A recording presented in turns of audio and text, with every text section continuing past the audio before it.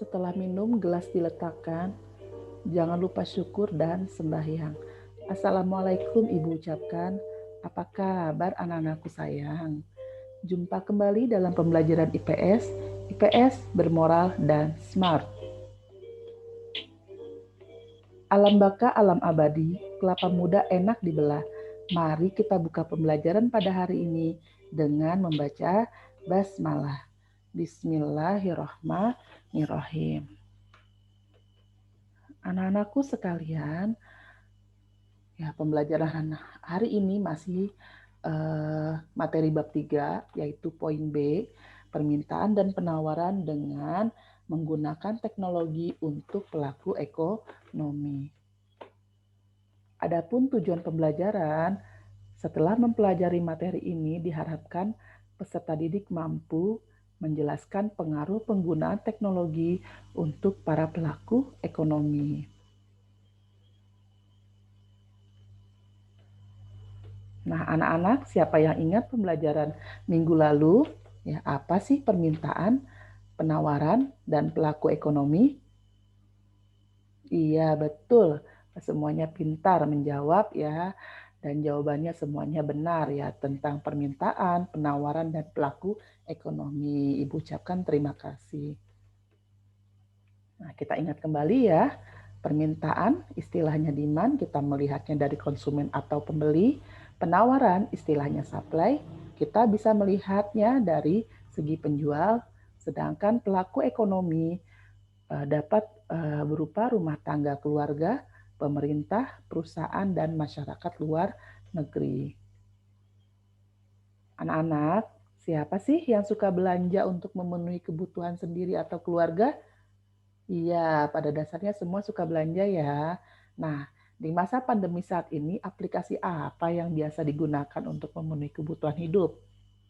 Iya, banyak ya aplikasinya ya yang kita dapat manfaatkan untuk melakukan transaksi dalam memenuhi kebutuhan hidup. Oke, kita lanjut materinya. Ya, permintaan dan penawaran dengan penggunaan teknologi untuk pelaku ekonomi. Nah, kamu sudah memahami ya apa itu permintaan, penawaran, dan pelaku ekonomi. Nah, sekarang kita ketahui dulu ya, apa sih teknologi itu?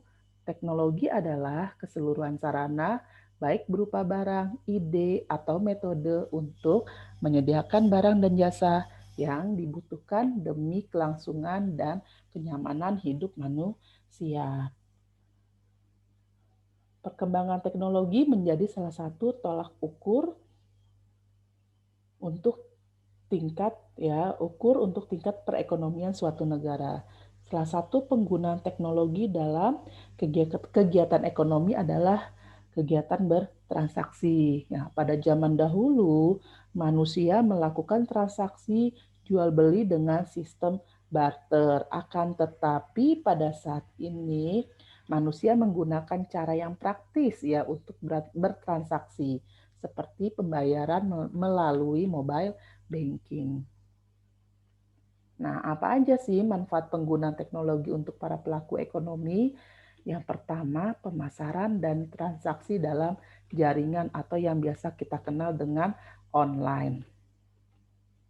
Ya, anak-anak. Nah, di sini dengan memanfaatkan teknologi, ya, produsen dapat memasarkan produknya melalui berbagai media sosial ya tanpa perlu bertatap muka dengan konsumen. Nah, pemanfaatan teknologi ini bisa menghemat biaya pemasaran serta tidak terbatas oleh kendala jarak dan waktu. Lalu pemanfaatan yang kedua ya, penerimaan karyawan secara online. Nah, kita bisa lihat salah satu perusahaan ya memanfaatkan teknologi dalam penerimaan karyawan dengan menggunakan website. Nah, ini memberikan kemudahan informasi ya bagi calon karyawan dan juga menghemat biaya ya untuk perusahaan. Lalu yang ketiga, bekerja online. Ya, salah satu pekerjaan yang dilakukan ya menggunakan fasilitas internet atau bekerja online yaitu dengan menjadi reseller. Seorang reseller tidak perlu memproduksi barang. Yang dilakukan seorang reseller hanya menjual barang milik orang lain kepada konsumen agar lebih cepat terjual. Hal yang paling dibutuhkan dalam pekerjaan ini adalah kemampuan dan pengetahuan yang cukup ya dalam bidang teknologi atau penggunaan internet. Lalu yang keempat, ya kemudahan transaksi perbankan bagi nasabah.